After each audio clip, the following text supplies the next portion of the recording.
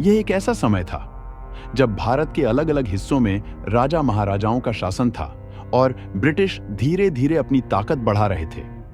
इसी समय एक वीरांगना अपनी मातृभूमि की रक्षा के लिए अंग्रेजों के खिलाफ खड़ी हो गई।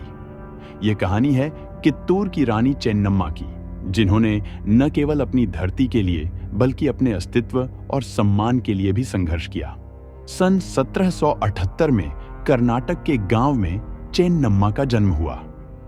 वह लिंगायत समुदाय से थीं, जो अपने धार्मिक विश्वासों और साहसी परंपराओं के लिए जाना जाता था।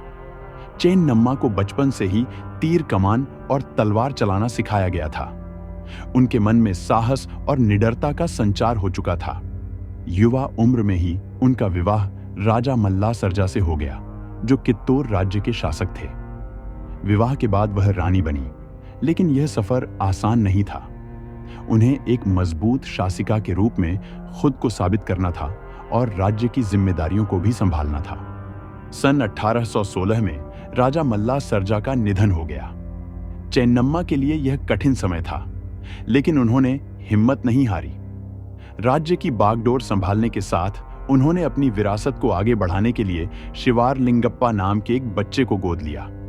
उस समय यह परंपरा थी कि रानी राज्य की गद्दी पर बैठती हैं और अपना उत्तराधिकारी चुनती हैं, लेकिन अंग्रेजों की नजर इस छोटे से राज्य पर भी थी। ब्रिटिश ईस्ट इंडिया कंपनी पूरे भारत पर कब्जा करना चाहती थी और इस कारण से उन्होंने चेन्नम्मा के दत्तक पुत्र को उत्तराधिकारी मानने से इनकार कर दिया।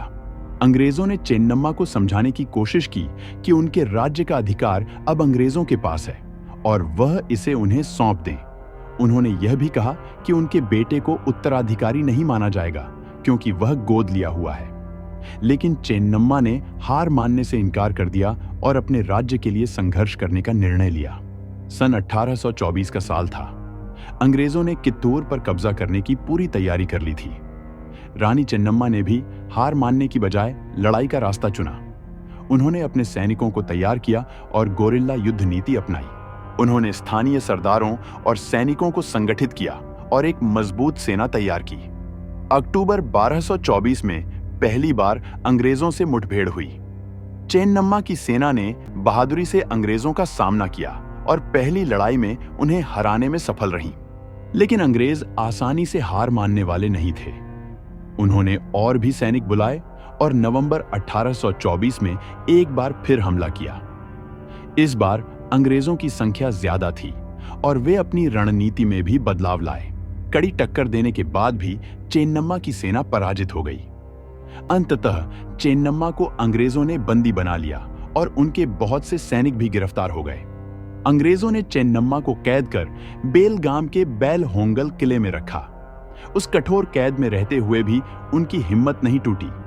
वह हमेशा अपने लोगों के हक और अधिकार के लिए चिंतित रहती थीं। उन्होंने अंग्रेजों के सामने कभी भी सिर नहीं झुकाया। कैद में रहते हुए भी वह अपनी जमीन और अपने लोगों के लिए जीती रही और 1829 में अपने जीवन की आखिरी सांस तक एक अमर वीरांगना बनी रही।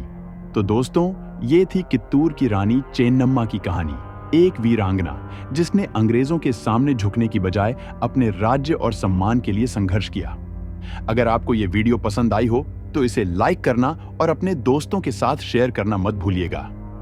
ऐसे ही और भी रोमांचक और प्रेरणादायक कहानियां हम लेकर आते रहेंगे, तो चैनल फैक्टरम टीवी को सब्सक्राइब जरूर करें और बेल आइकन दबाना ना भूलें, ताकि आपको हमारी अगली वीडियो की नोटिफिकेशन सबसे पहले मिल सके। जय हिंद, जय भारत।